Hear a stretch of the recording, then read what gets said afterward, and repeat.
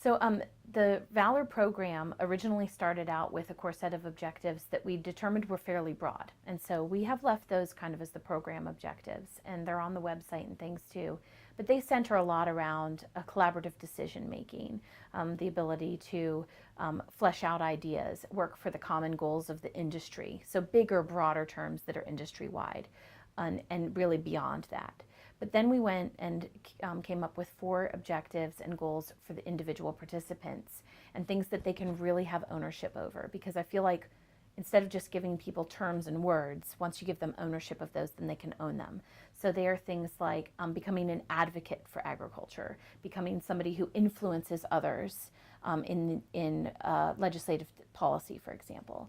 Being somebody who can help guide the ideas of other people toward collaborative decision making, and then individually also owning a global understanding of agriculture and been able to then embed your own ownership of those ideas within a group, and as an alumni group then represent that forward on behalf of the industry, but a lot more action-oriented, individualized goals. I think one of the things that's really interesting to note about VALOR is that it is housed in the College of Agriculture and Life Sciences at Virginia Tech. And that was something that the stakeholders, when they identified needs back in the years that we were trying to determine the value of having this kind of a program identified, because we are the state's largest land grant.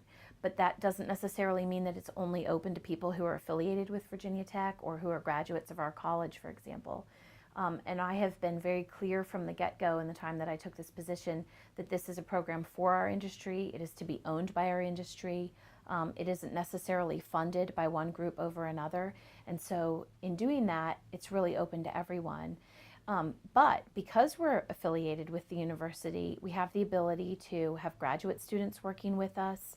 The funding process will hopefully include coverage of those graduate students for the entire future of this program.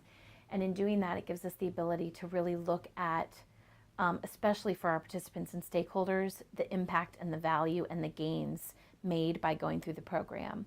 So from an evaluation standpoint, we do pre and post assessments, for example, of skill sets gained while they're in the program.